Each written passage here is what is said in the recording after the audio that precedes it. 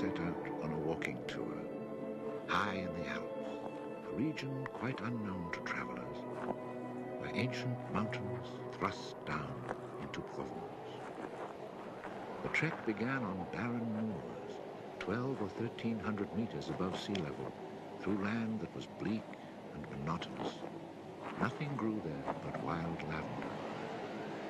My route led across the region at its widest point, and after hiking for 3 days, I found myself in a wasteland, desolate beyond description. I made camp near the remains of an abandoned village. The day before, my water supply had run out, and I had to find some. The cluster of houses, although they were in ruins, reminding me of an old wasp's nest, made me think that once there must have been a fountain, or perhaps a well.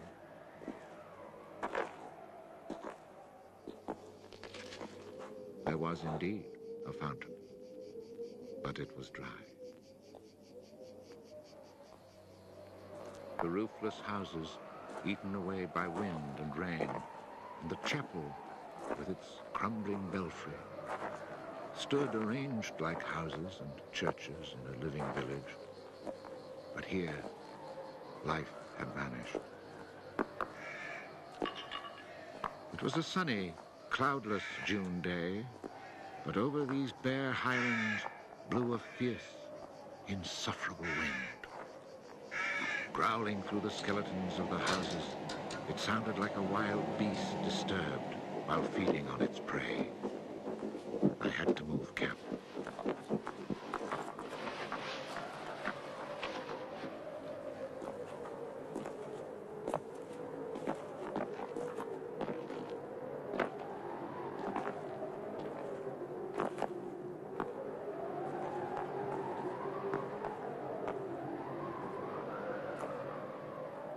After 5 hours of walking, I still had found no water, and I could see nothing that gave me hope of finding any. Everywhere, I came upon the same drought, the same coarse weeds.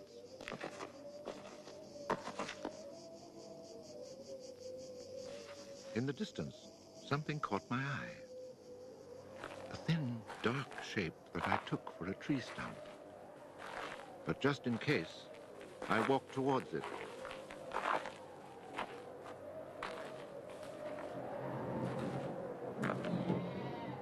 It was a shepherd, and beside him, resting on the burning ground, lay about 30 sheep.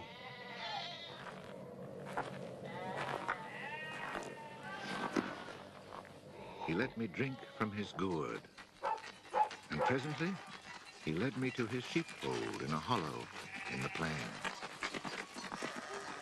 He drew water. Excellent water it was, too, from a very deep, natural well over which he had rigged a simple windlass.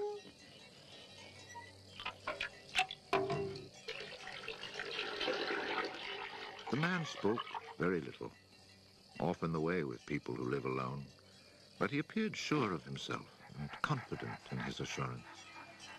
It all seemed somehow strange in this barren land. He lived not in a hut, but in a real house, a stone house, whose walls clearly showed how his own labor had repaired the ruin it had once been. Its roof was solid and strong, and the wind on its tiles sounded like the sea upon the seashore. Inside, it was neat and tidy, dishes washed, floor swept, shotgun oiled. His soup simmered over the fire. And I noticed that he was freshly shaved, that all his buttons were firmly sewed on, and that his clothes were darned with that meticulous care which makes the mend invisible. He shared his soup with me.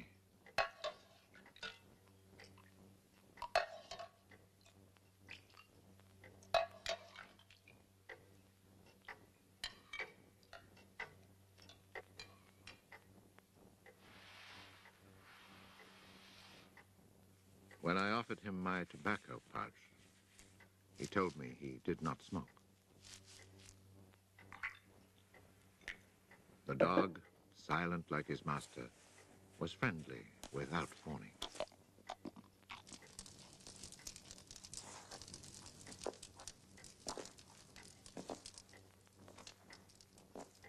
It had been agreed that I would spend the night. The nearest village was still almost 2 days' walk away. Villages in this region were few and far between, and I knew well what they were like. 4 or 5 of them were scattered over the slopes of these highlands, each one at the very end of a cart track among copses of white oaks. They were inhabited by charcoal burners. The living was poor, and families huddled together in a climate very harsh both in summer and winter found their struggle for survival made more bitter by their isolation. There was no relief. Their constant longing to escape became a crazy ambition. Endlessly the men carted their charcoal to town, then returned home. Even the most stable characters crack under the constant grind. The women seethed with resentment. There was rivalry in everything. The sale of charcoal and the church pew. They were rivals in virtue and rivals in vice. And the battle royal between vice and virtue raged incessantly. And always there was the wind. The ever-present wind, constantly grating on the nerves. There were epidemics of suicide and many cases of madness, nearly always ending in murder.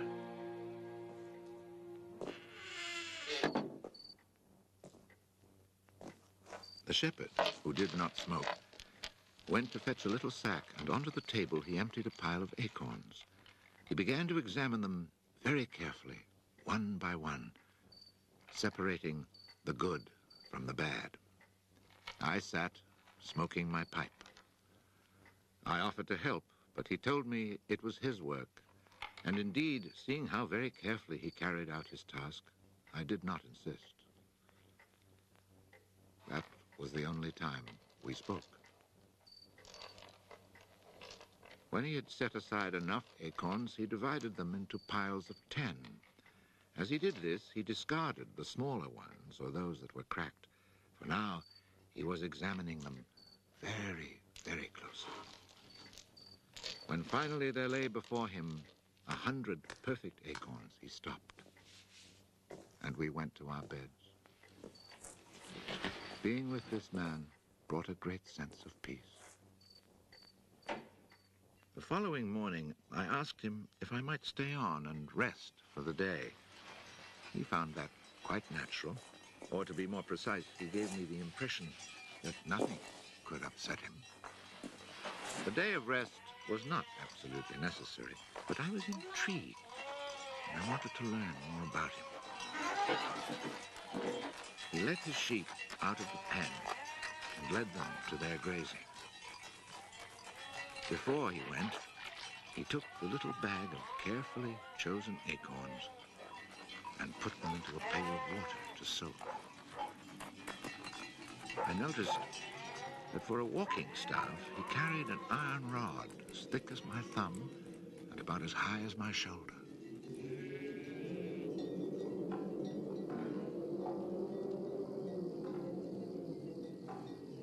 Pretending to take a leisurely stroll, I followed him at a distance, but keeping on a parallel path with him. The pasture for his sheep was down in a dell. Leaving his dog in charge of the little flock, he began to climb towards me where I was standing. I feared he was coming to reproach me. Not at all. It happened to be on his way, and he invited me to go with him if I had nothing better to do. He was going a little farther on, to the top of the hill.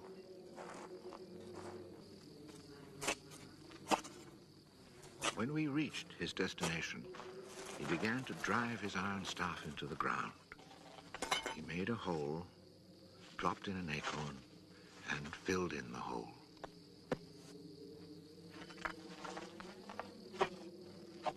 He was planting oak trees. he owned the land. He said no. Did he know who owned it? He did not. He thought it was common land, parish property, or perhaps it belonged to people who did not care about it. That did not concern him. So with infinite care, he planted his 100 acorns.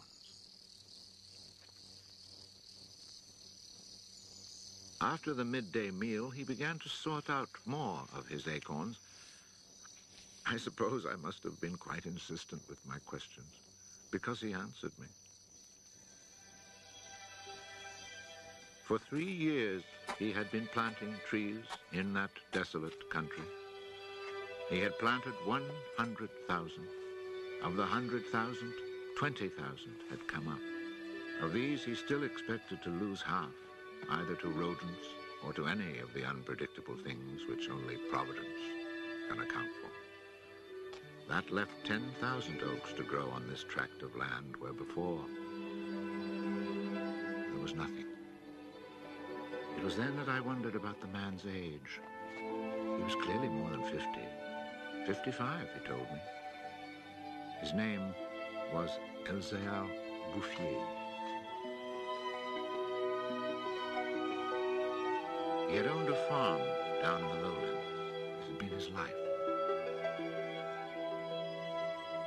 He had lost his only son, and then his wife, and had withdrawn into this solitude where he was content to live quietly with his lambs and his dog. It was his opinion that the land was dying for lack of trees. He added that having nothing very important to do himself, he had resolved to remedy this state of affairs. I was young and only thought of the future as it affected me and my search for happiness. So I told him that in 30 years, those 10,000 oaks would be magnificent. He answered quite simply that if God granted him life, in 30 years he would have planted so many more that these 10,000 would be like a drop of water in the sea. Already he was studying the growth of beech trees and had a nursery full of seedlings grown from beech nuts. They are quite beautiful. He was also thinking of birches for the dales, where he told me there was moisture just below the surface of the soil. The next day, we parted. The following year came the First World War, in which I was engaged for 5 years. An infantryman was hardly likely to have trees on his mind.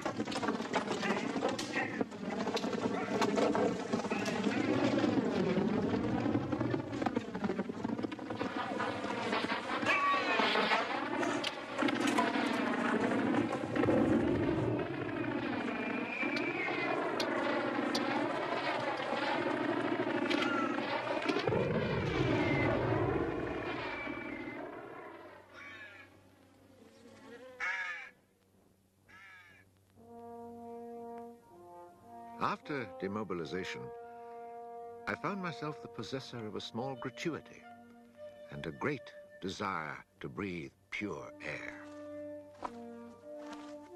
This was my only thought when I set off once more on the road to the barren land.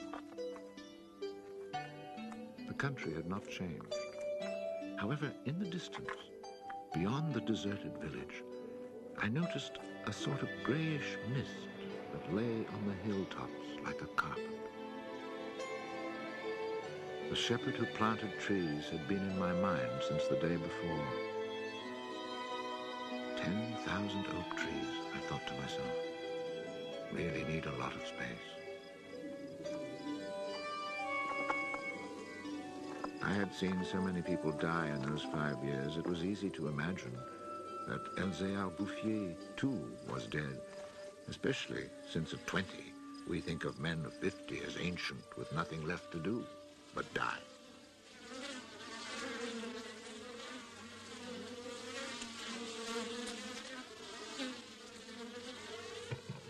He was not dead. He had changed his occupation. He had only 4 sheep left, but now he had over 100 hives of bees. He had given up sheep because they threatened his young trees. The war had not disturbed him, and he had calmly continued his planting. The oaks of 1910 were now 10 years old and taller than either of us. It was such an impressive sight, I was struck dumb. And as he never said a word, we spent the whole day in silence, walking through his forest. It was in 3 sections and measured 11 kilometers long and 3 kilometers at its widest. When I reminded myself that all this was the work of the hand and soul of one man with no mechanical help, it seemed to me that men could be as effective as God in tasks other than destruction. He had followed his dream, and beech trees as high as my shoulder, stretching as far as the eye could see, were witness to it. The oaks were strong and past being at the mercy of rodents.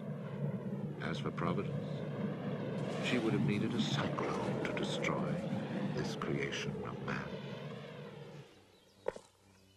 He showed me handsome groves of 5-year-old birches planted in 1915, the year I was fighting at the Battle of Verdun.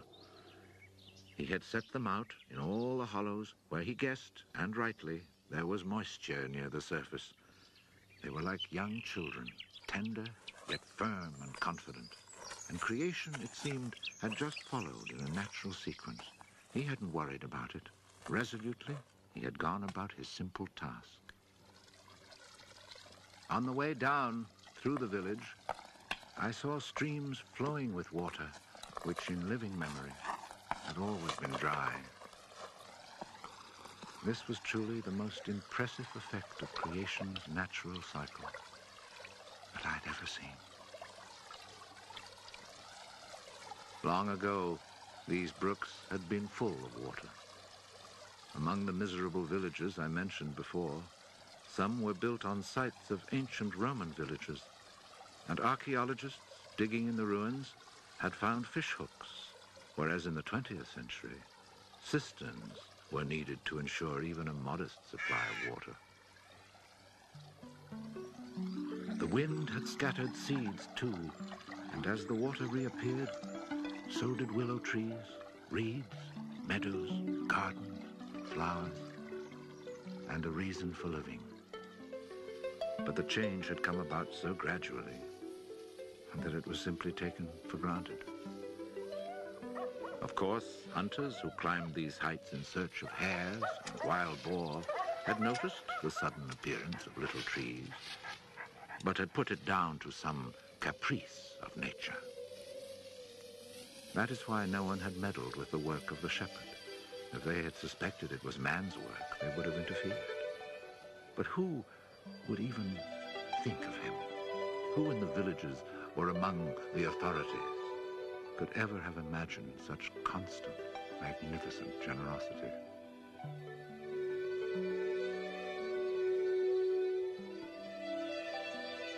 Each year from 1920 on, I paid a visit to Elzéar Bouffier. I never saw him lose heart, nor was he ever deterred. And often, God knows, it must have seemed that heaven itself was against him. I never tried to imagine his frustrations, but to achieve such an end, he must have had to overcome many obstacles. For such passion to succeed, he must surely have fought and conquered despair.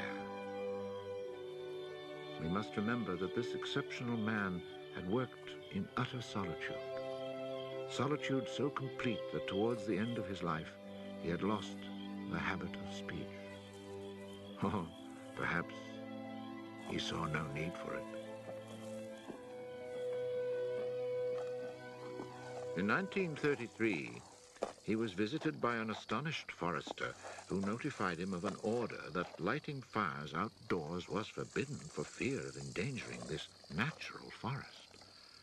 It was the first time, the forester told him naively, that he had ever seen a forest grow of its own accord. In 1935, a whole delegation from the authorities arrived to look at the natural forest. There was a high-ranking official from the forestry department, an elected member of parliament, technical experts, and there was a great deal of talk.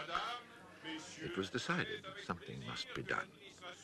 Fortunately, nobody did anything except for the one good thing. The forest was placed under government protection and charcoal burning was prohibited. For it was really quite impossible not to be enchanted by the beauty of these young, healthy trees. And they had even managed to cast their spell over the Member of Parliament.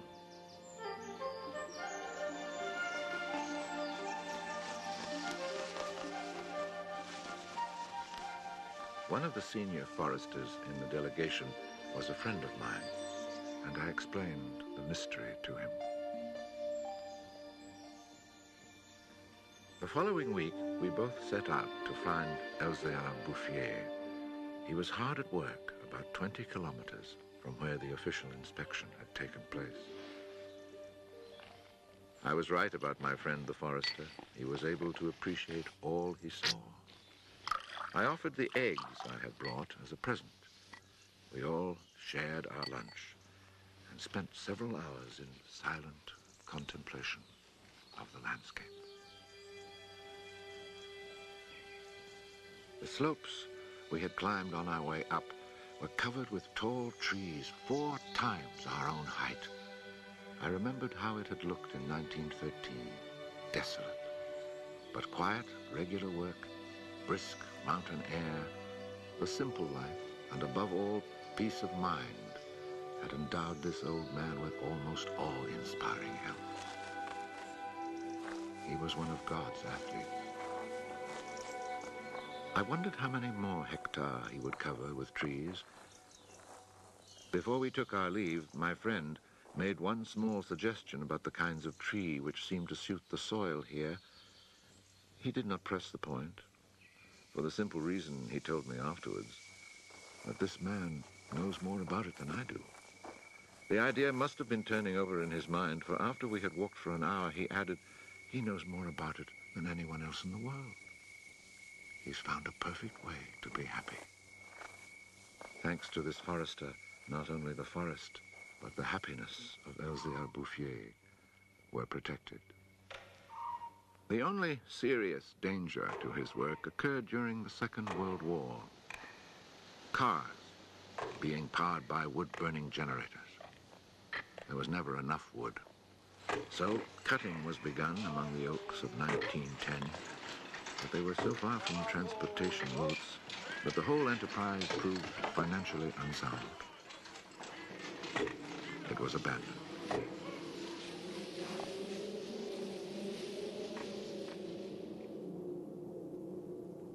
The shepherd knew nothing of all this. He was 30 kilometers away, quietly going about his business, ignoring the War of '39 just as he had ignored it in 1914. I saw Elzéar Bouffier for the last time in June 1945. He was then 87. Again I had set out on the road to those barren moors. But now, in spite of the dislocation left behind by the war, there was a bus which ran from the Durance Valley up into the mountains. I decided it must be because of this relatively speedy means of transport that I could not recognize the places where my walks used to lead me. It took the name of a village to reassure me that I really was in that region that had once been desolate and abandoned.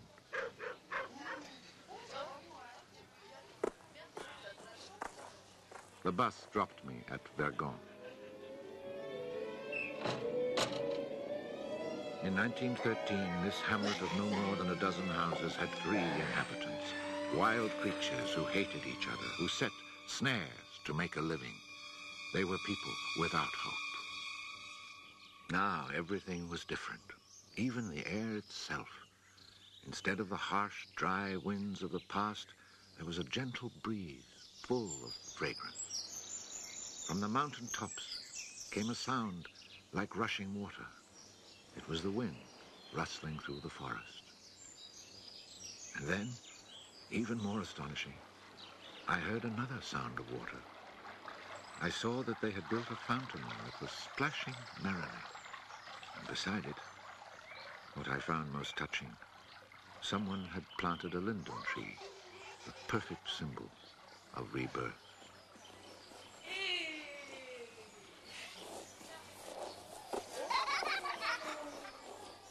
Moreover, Verdun showed signs of the kind of labor that only hope can inspire. So hope had been restored, ruins had been cleared, and crumbling walls torn down.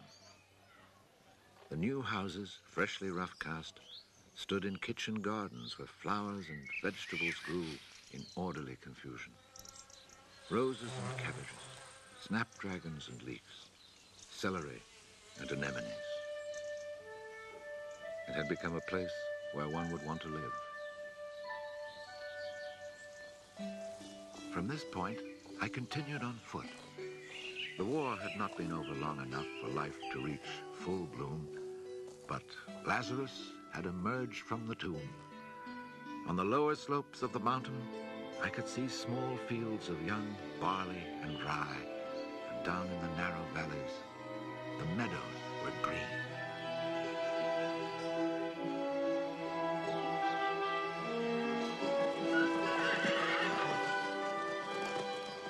It has taken only 8 years since then for the whole countryside to glow with health and prosperity.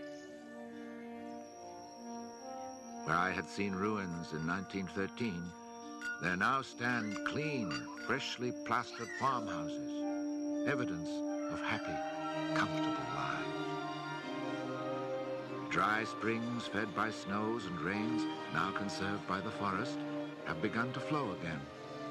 In the maple groves, each farm has its fountain brimming over onto carpets of fresh mint. Bit by bit, the villages have been rebuilt. People have come to settle from down in the plains where land is expensive. They have brought youth, life, and the spirit of adventure. On the roads, one meets people glowing with health, and boys and girls laughing as they enjoy their rustic pleasures.